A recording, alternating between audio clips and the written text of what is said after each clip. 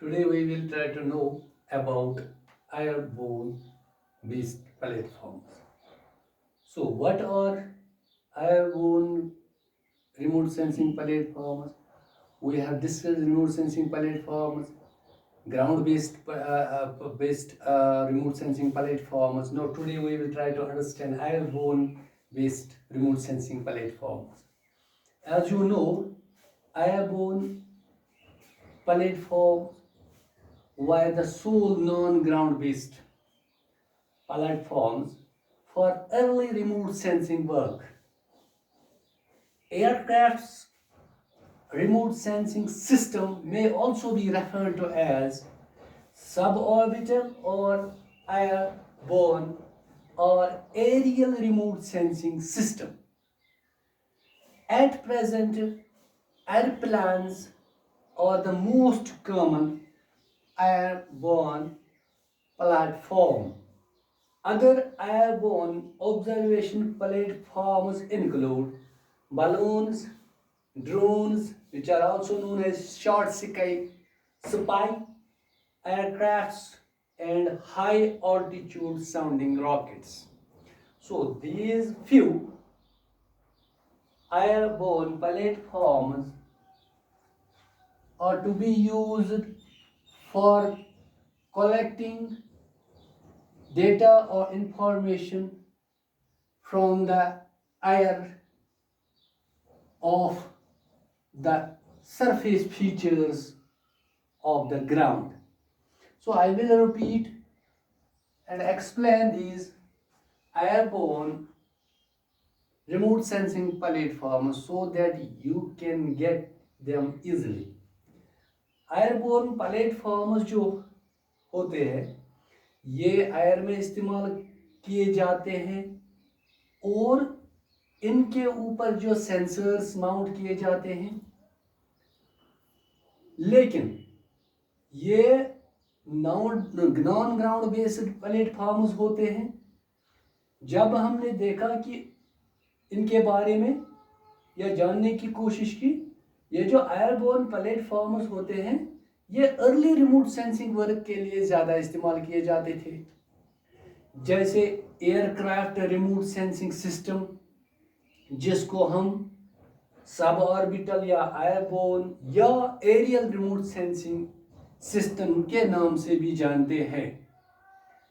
इस वक्त ये पहले हुआ करता था कि एरियल रिमोट सेंसिंग अलग हुआ करता था या एयरबोर्न या सब ऑर्बिटल को इसको भी हम नाम देते थे। इसमें ज़्यादातर एयरक्राफ्ट का इस्तेमाल होता था पिछले रिमोट सेंसिंग वर्क में। आज से पहले अर्ली जो अब जब स्टार्ट हुआ था 3 डिकेड से पहले, लेकिन इस वक्त एयरप्लेन्स जो है सबसे कॉमन है एयरबोर्न प्लेटफॉर्म हमारा जो इस वक्त है एयरप्लेन्स। बाकी एयरबोर्न ऑब्जर्वेशन प्लेटफॉर्म्स भी है, जैसे कि इसमें बालून्स है। इस बालून को हम अच्छी तरह से इसी हेडिंग के अंडर एयरबोर्न प्लेटफॉर्म के ही अंदर जानने की कोशिश करेंगे। इसके लिए अलग से क्लास लेंगे बालून्स के लिए। बालून्स के ऊपर रिमोट सेंसिंग सेंसर लगाया जाता है। उस सेंसर से के जरिए जब बालून इधर उधर दाएं बाएं हवा की दबाव की वजह से मूव करता है सर्कुलर मोशन में, तो इंफॉर्मेशन या डेटा कलेक्ट किया जाता है इन इक्विपमेंट्स के जरिए जो इस पे लगे होते हैं।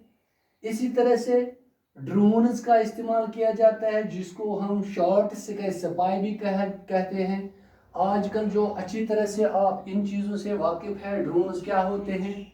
अब मार्केट में ब्लैक भी ये दस्तयाब होते हैं, ब्लैक खरीदे जा सकते हैं ये, यानी कि मार्केट में फ्रीली अवेलेबल ड्रोन्स होते हैं। जैसे बच्चे इन एज ए खिलौनों के तौर पर इसको इस्तेमाल करते हैं, लेकिन हवा में जब ये किसी कम लेवल तक जाते हैं, यानी ज़्यादा ऊपर नहीं जाते हैं, शॉर्ट एरिया तक ये कवर करते हैं या शॉर्ट हाइट तक जाते हैं, तो कम ही हाइट तक कहेंगे हम कि ये जो इसके अंदर जो सिस्टम लगा होता है, जिसमें पूरा मैकेनिज्म ऐसा है कि ये पूरी इंफॉर्मेशन जो इर्द गिर्द किसी पर्टिकुलर एरिया तक कलेक्ट करता है, जिस जहाँ तक इसके कैमरा का जो व्यू लेने की जो कैपेबिलिटी होगी, तो ये ड्रोन जो है कम हाइट पे जाके